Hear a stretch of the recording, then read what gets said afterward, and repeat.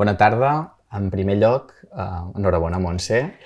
Moltes gràcies. I per situar-nos una mica a tots, ens pots dir una mica presentar-te. Molt bé. Bona tarda a tothom i gràcies. Per mi és un honor rebre aquest reconeixement perquè l'Antec és una entitat que admiro molt. I qui soc? Doncs jo vaig néixer a Castelldaro, aquí a la Costa Brava, i soc filla de dues persones molt treballadores que ja des de petita ens van marcar que per aconseguir coses hi havíem de posar molt d'esforç i molt guiats per uns valors de responsabilitat i ètica. I això és el que vam anar seguint i vaig fer enginyeria, vaig estudiar estudis tècnics, que també eren molt poquetes noies, per dir que només érem dos o jo sola a la classe, i vaig seguir amb enginyeria, vaig fer la tècnica electrònica, la d'organització industrial, més algun altre curs, postgrau o màster, i fins aquí. O sigui que hi segueixo a les comarques gironines. Molt bé. Hem vist, diguéssim, que el premi referent normalment és a la trajectòria. Si ens pots explicar una mica la teva trajectòria professional, i així podem conèixer aquest. Doncs jo quan vaig acabar la carrera vaig anar a treballar, o vaig trobar feina, en el sector internacional, el sector automoció, i era una empresa multinacional, 1.200 treballadors, doncs allà vaig aprendre el que era la productivitat i treballar a un ritme molt frenètic, s'havien de complir uns terminis molt alts. Després d'aquí vaig passar a una empresa com a cap d'industrialització d'una pime, d'aquí, d'uns 200 treballadors, i allà vaig veure una mica les estructures que hi havia en l'empresa més familiar, però que ja havia fet un creixement. Després d'aquí em vaig quedar sense feina, crisi econòmica, i vaig pensar, dona amb una edat que era difícil trobar llocs en el mercat, els meus companys també estaven sense feina, i dic, saps què, vaig a fer-me autònoma. I aquí vaig fer el que vaig poder, fins que el meu company, en Jordi Ramot, estava començant un projecte, va fundar un projecte com a hobby, i va anar seguint així. Va haver-hi un moment que ell necessitava algú que gestionés la part d'empresa per ell dedicar-se a la part tècnica i de producte, i vam anar plegats, i això va ser l'origen de Wikilog. I Wikilog és un projecte, això que comença com a hobby, es transforma en buscar un model de negoci, projecte d'emprenedoria, i què us he d'explicar a la majoria dels que esteu en aquesta sala, no? Èpoques molt, molt intenses, molt austeres, de molt d'esforç i perseverança. I continuant amb aquells valors que tenim, tant en Jordi i jo, de respecte, d'ètica, de sostenibilitat i intentar fer les coses ben fetes. I a dia d'avui, a Wikilog som uns 16 milions de persones que ho utilitzen i cap a 58, gairebé cap a 60 milions de rutes arreu del món. Estem contents, hem rebut premis i tot això des d'aquí a Girona. Estem molt contents, la veritat. De fet, això també, la teva part d'implicació amb el territori ha sigut un dels punts importants d'aquest premi, i ens agradaria que expliquessis una mica aquesta implicació en quins àmbits. Sí, nosaltres ens vam trobar al principi d'emprendre, aquí pràcticament no hi havia ecosistema, i quan anaves a picar portes en el mobile, en els inversors, ens van dir que el nostre problema és que empreníem des d'aquí, que si ens anàvem als Estats Units això es solucionava. Per tant, va haver-hi aquell dilema, què fem? Ens quedem o no? Però és que a Girona, província de Girona, podem anar a fer esquí de muntanya al dematí i a la tarda banyar-nos a la platja, i això ho he fet i és un paradís. I anar a Barcelona, si ens ho parem a pensar, és estar molta estona sota terra. Si sumem hores a la setmana i dius, no, ens quedem a Girona. I vam veure que faltava ecosistema i que havíem d'emprendre molt sols. I que, la conseqüència d'això, implicar-te una mica més en generar aquest ecosistema, que el que ve darrere teu no es trobi amb les coses que tu ja has hagut de separar. I aquí l'Antec va ser, rebia, perquè un munt d'emprenedors, un munt de gent amb experiència en el sector tecnològic i moltes vies per poder col·laborar. I d'estar tancat en el teu entorn, el poder dir la teva opinió en veu alta, sapient que aquesta arriba, doncs és un privilegi. Això és un privilegi. Saps actualment que la intel·ligència artificial està en tots els productes, a tots els serveis. Com veus la intel·ligència artificial en el teu àmbit? Jo crec que estem en un procés de canvi inevitable, o sigui que pot tardar menys o menys, que ja està aplicat i que estem tirant d'inèrcia. Aleshores, segons la capacitat que tinguem com a societat o com a adaptació tecnològica d'aquesta inèrcia, podrem sobreviure més temps o menys. Per tant, crec que és una època de canvi, que l'AI ens canviarà la forma de veure les coses i que hem d'estar preparats. I com estem preparats? Doncs, des del meu punt de vista,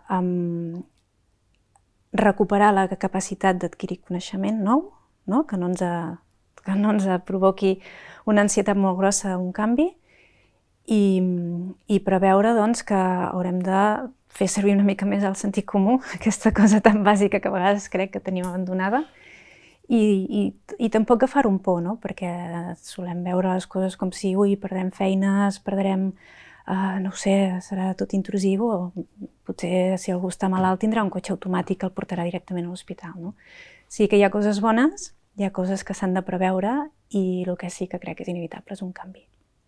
Ja hem d'estar preparats per això. Per tant, és un canvi que totes les persones, al final, la diferència, el típic de dir serà la persona que la sàpiga utilitzar o la que no sàpiga utilitzar, aquí hi ha una diferenciació. En el cas de producte que tu estiguis treballant, quins creus que són aquells punts que et podrà aportar a tu en particular? Clar, nosaltres a Wikiloc defensem molt l'autenticitat.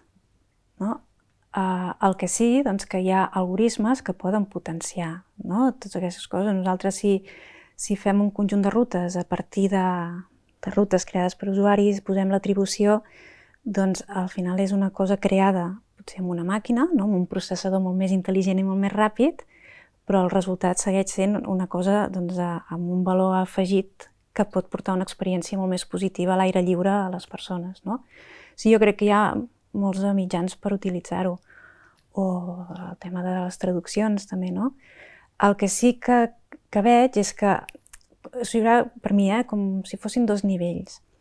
Un és una persona molt especialista per saber distingir aquest grau de fiabilitat, que a vegades necessitem d'un document legal, per exemple.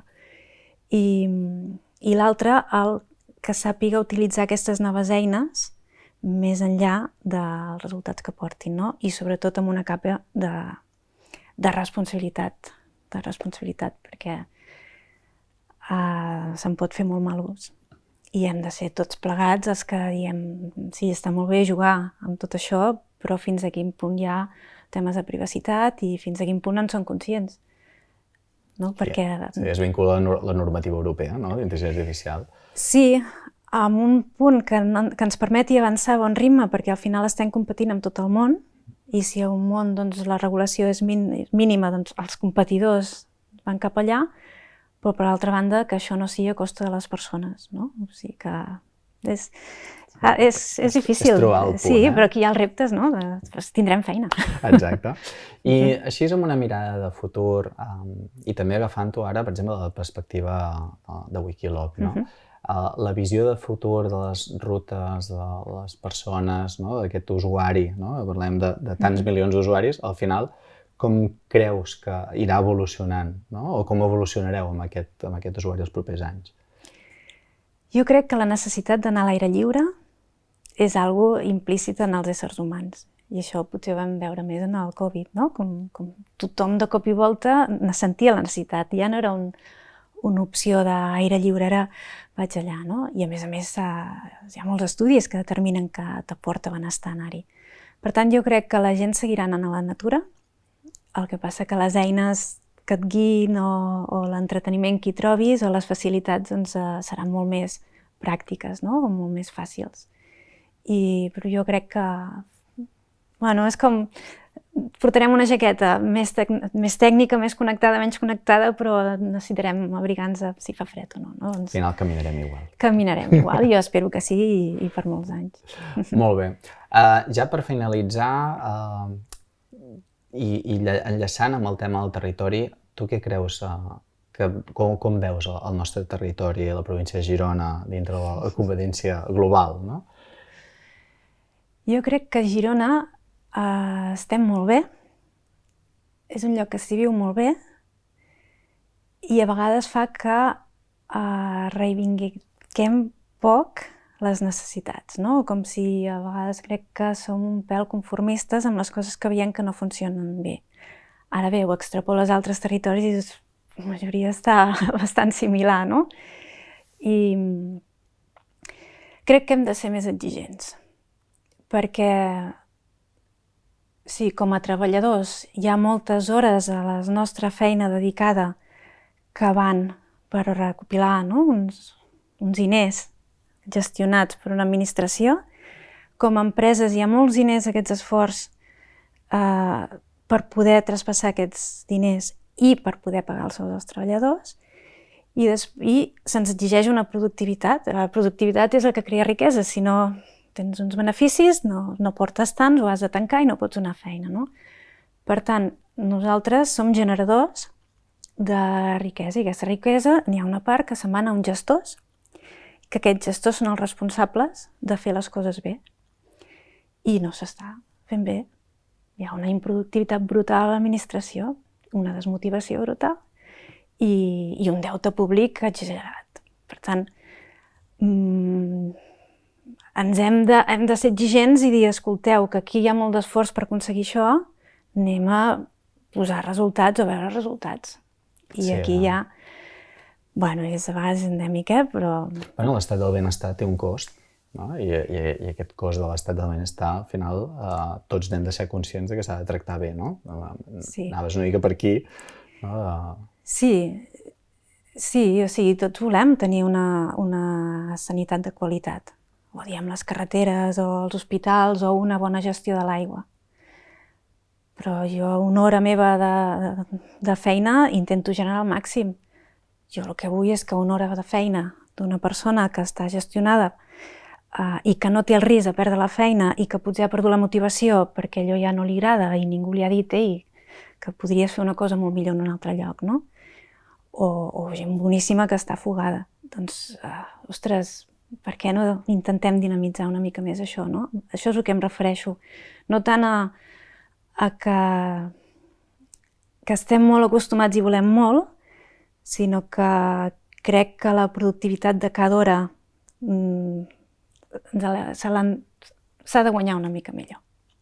No, totalment entès, Soc exigent amb això perquè jo crec que dedico moltes hores d'esforç de la meva vida a generar un valor i després quan el veig mal aprofitat penso que és una llàstima.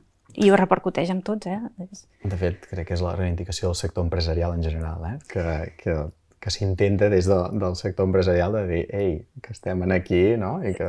Sí, exacte. I a més, la pena és que està mal vist. Si hi ha hagut empresaris que han fet molt mala feina, de pirates n'hi ha a tot arreu, empreses, treballadors, administracions, i bueno, som un país de pirates. Perdó, però penso això, I crec, doncs, que hi ha empreses que han fet males pràctiques, però que l'empresari està mal vist. L'emprenedor està una mica més ben vist, no? Però que això també ho hauríem de netejar, perquè al final creem molt de valor i s'aporta molt en el sector, en el nostre dia a dia, perquè al final els diners venen d'aquí, no? D'aquest esforç. Aquí has dit una frase que està molt bé, que és que més vincula bastant, no? L'emprenedor està ben vist i normalment l'administració, tothom fomenta l'emprenedoria i l'emprenedor, però quan aquell emprenedor passa a tenir el primer treballador, passa a ser el mal vist, perquè passa a ser un petit empresari, diguéssim, que és així, no? És aquest salt, no? Que tots hem fet, no? De dir, ostres, de passar de ser l'emprenedor a començar a tenir treballadors, no? I després a partir d'allà créixer, però hi ha com un canvi de visió, no? Sí, jo confio que a mesura que anem evolucionant i passen els anys, doncs aquests empresaris o emprenedors, o com li vulguem dir, ens cuidem més,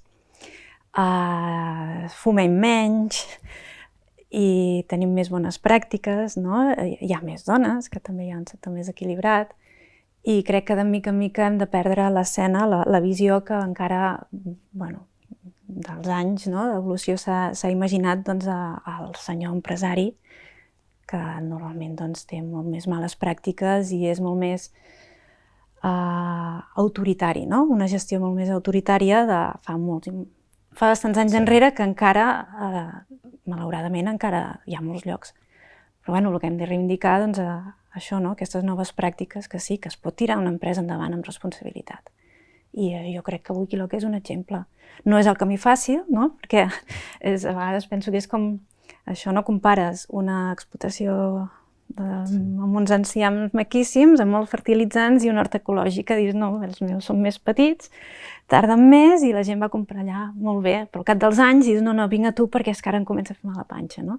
I ara, al cap d'aquests anys, és quan comencem a veure el retorn amb gent que busca llocs amb més valors per treballar, malgrat tenir moltes oportunitats, i un reconeixement més extern. Per tant, comencem a veure els fruits d'aquesta horteta ecològica que vam anar cultivant fa anys. De fet, la part del sector digital, el talent, no? I ara has tocat aquí un altre punt important, que normalment sempre des del sector nosaltres reclamem que ens falta talent i que falta el territori.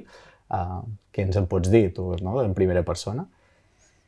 Nosaltres hem patit, com tots nosaltres, la manca de talent i especialment quan va venir el Covid, que es va implantar molt el teletreball, doncs que hi havia gent molt bona que podia anar a treballar a l'estranger, des d'aquí. Clar, què passa? Si tens opció de treballar per una empresa d'un altre país amb un poder adquisitiu altíssim, és que et tripliquen els salaris que tu pots oferir des d'aquí. Aleshores hem vist molt de bon talent, molts especialistes que se'n anaven a empreses principalment americanes, implantades aquí o fora, però se'n anaven a treballar cap allà i després quan tu intentes fer una oferta de feina costa molt. Hem de dir que hi ha gent que ha fet aquest cicle i que està tornant i acceptant uns salaris més baixos, els que han pogut experimentar en aquestes empreses, i crec que també aquest model de ara pujo de cop, ara inverteixo en uns equips molt grans, però quan van mal dades retallo en sec, tampoc està agradant tant a la gent d'aquí que estem més acostumats a una seguretat laboral o un futur més a llarg plaç. I crec que ara està tornant una mica el cicle cap a l'origen. Com ens agrada treballar a nosaltres? Doncs amb universitats. Si tens la sort de poder contactar amb estudiants motivats i que siguin una mica adults, no? Que això també a vegades hi ha aquests anys de maduresa que potser no te'ls han implantat quan eres més petit, si no te'ls han traspassat quan eres més petit i que ara es trobes a faltar, no? Doncs hi ha un planter boníssim a les universitats i aquí estem. Tens una mica més paciència per transmetre aquesta experiència, però per altra banda hi ha gent agraïda. Has comentat el teletreball. El teletreball ara comença a haver les pròximes notícies, diguéssim, que va en el seu moment, que tothom passava fora de l'oficina, ara sembla que tothom torna a l'oficina, els preus d'oficines tornen a pujar, d'allò. Això, vosaltres heu plantejat alguna cosa, no? Nosaltres estem en la fase, creiem que les relacions personals guanyen moltíssim quan és presencial, no? O sigui, el que no es veu però es percep i que són necessàries. Ara bé, amb tot el tema de la gestió de talent, a Girona ens coneixem tots i el que costa és anar a trucar a la porta d'un amic i vine a treballar aquí, no? Per tant, sí que intentem buscar talent més enllà de Girona i per poder aconseguir que vinguin has d'oferir teletreball.